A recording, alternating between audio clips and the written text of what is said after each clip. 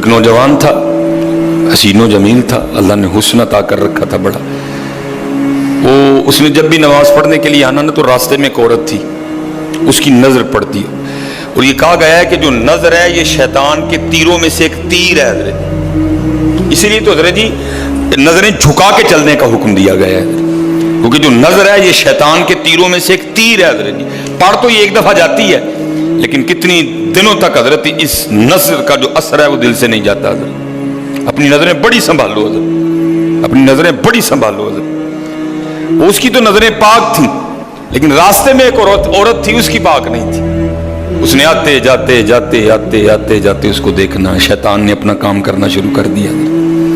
اس نے ایک دن کیا کیا، اس نے اپنی خادمہ سے نا اپنی خواہش کا اظہار کیا، میرا دل کرتا ہے کہ اس نوجوان سے نا تنہائی ملے. لیکن ملے تو ملے کس طرح؟ وہ جو خادمہ تھی ذرا پکی عمر کی تھی، اس نے کہا یہ تو کوئی مشکل کام نہیں ہے، آج ہی رات کو بات بنا دیتی. وہ جب عشاء پڑھ کے وہ نوجوان مسجد سے نکلا نا، وہ خادمہ راستے میں کھڑی ہو گئی. اس کو روک لیا، اس کو 2-3 احادیث سنائیں، 2-3 آیات مبارکہ سنائیں کسی کے کام آنے کے حوالے سے. ہمارے گھر میں مرد کوئی نہیں ہے، کچھ وزنی سا سامان اٹھانا ہے، اگر آپ اٹھا دیں تو بڑی نوازش ہوگی، اللہ راضی ہوگا، اللہ کے رسول راضی ہوں گے. کوئی مسئلہ نہیں. اسی طرح ہوا حضرت.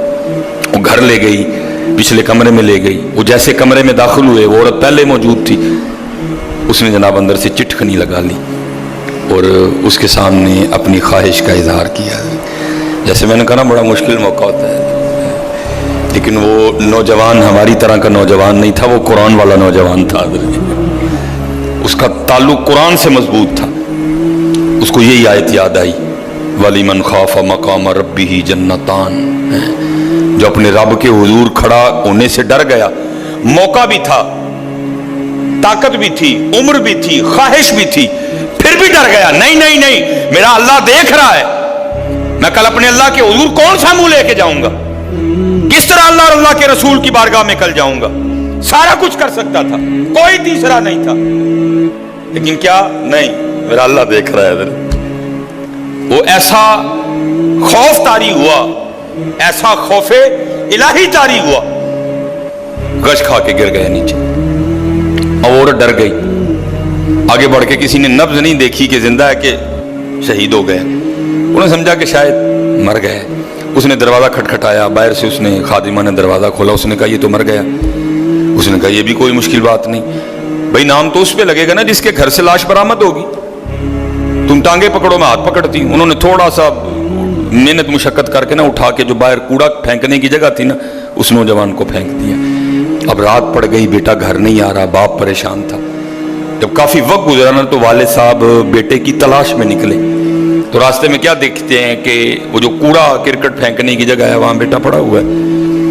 بیٹے کو اٹھایا، گھر لے آئے، منہ پہ پانی کے چھینٹے مارے. بیٹے کو ہوش آئی. باپ نے پوچھا پتر کیا ہوا؟ وہ بیٹے نے پھر سنانا شروع کیا. جب پھر وہاں پہنچا نا تو اس عورت نے مجھے دعوت زنا دی. تو پہلے تو خوف الہی کی وجہ سے بے ہوش ہوا تھا، اس بار اتنا خوف الہی نے غلبہ کیا کہ واقعی روح پرواز کر گئی ہے. والد نے راتوں رات جنازہ کروا دیا. صبح والد صاحب فجر کی نماز کی جماعت میں شریک نہیں ہو سکے. جب نماز سے فارغ ہوئے نا تو امیر المومنین حضرت سیدنا عمر بن خطاب رضی اللہ تعالیٰ نے پوچھا بھائی وہ آج ہمارا فلاں مقتدی کیوں نہیں آیا؟ لوگوں نے ساری بات سنائی.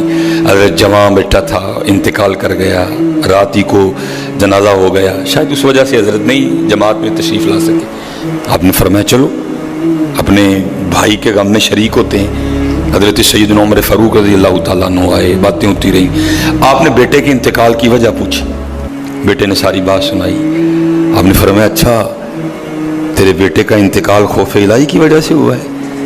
تو اللہ تو فرماتے ہیں وَلِمَنْ خَافَ مَقَامَ رَبِّهِ جَنَّتَانِ. اور جو ہمارے رب حضور کھڑا ہونے سے ڈر گیا اس کے لیے 2 جنتیں ہیں. تو چل پھر مجھے ذرا اپنے بیٹے کی قبر پہ لے کے چل. حضرت ہے لکھا ہے حضرت عمر فاروق اب اس کے بیٹے کی قبر پہ تشریف لے، اس کی قبر پہ کھڑے ہو کے اس نوجوان کو باہر سے مخاطب کر کے فرماتے ہیں، اللہ فرماتے ہیں وَلِمَنْ خَافَ مَقَامَ رَبِّهِ جَنَّتَانِ. اور جو اپنے رب کے حضور کھڑا ہونے سے ڈر گیا اس کے لیے 2 جنتیں ہیں. اے نوجوان اب آگے تو بتا اللہ نے تجھے 2 جنتیں دی کہ نہیں دی؟ تو तो लिखा है कब्र से जवाब आता है अमीरुल मोमिनीन, रब सच्चा, रब का रसूल सच्चा, रब का कुरान सच्चा। मैं जैसे ही कब्र में आया हूँ अल्लाह ने मुझे 2 जन्नतें अता कर दी हैं। बचो, इससे बचो हज़रत, इस दौर का सबसे बड़ा फितना हज़रत, इससे बचो हज़रत। और ख़ुद नहीं बचा जाता हज़रत, अपने अल्लाह के हुजूर बार बार गिड़गिड़ाओ, या अल्लाह सानू बचा ले। और फंसाया हज़रत हमें इन्होंने इस तरह है, हमारे मुआशरे को इन्होंने इस तरह का बना दिया है कि यहाँ ज़िना बिल्कुल बुरी चीज़ नहीं समझी जा रही। लोग फ़ख्र से बताते हैं, और ये कुर्ब क़यामत की निशानी है। लोग गुनाह करके फ़ख्रिया बताया करेंगे। आज का नौजवान फ़ख्रिया बताता है, जी मेरी इतनी गर्ल फ्रेंड्स हैं।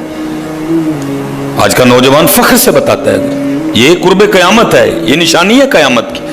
लोग गुनाह करके डरेंगे नहीं, बल्कि फ़ख्रिया बताया करेंगे, हाँ जी मैं ये गुनाह कर रहा हूँ और इतनी इतनी जगह कर रहा हूँ मैं ये गुनाह। लेकिन क्या होगा, नेकी मुश्किल हो जाएगी। आज हज़रत जी आप दूसरा निकाह कर लें, अल्लाह सुन्नत है। कुरान में अल्लाह खुद कह रहे हैं फ़इन ताब लकुम मिनन निसाई मसना व सुलासा व रुबा। पहले की तो अल्लाह ने बात ही नहीं की, बात ही दूसरे से शुरू हो रही है। मिनन निसाई मसना व सुलासा व रुबा, पहले की बात ही नहीं हुई, बात ही दूसरे से शुरू हो रही है।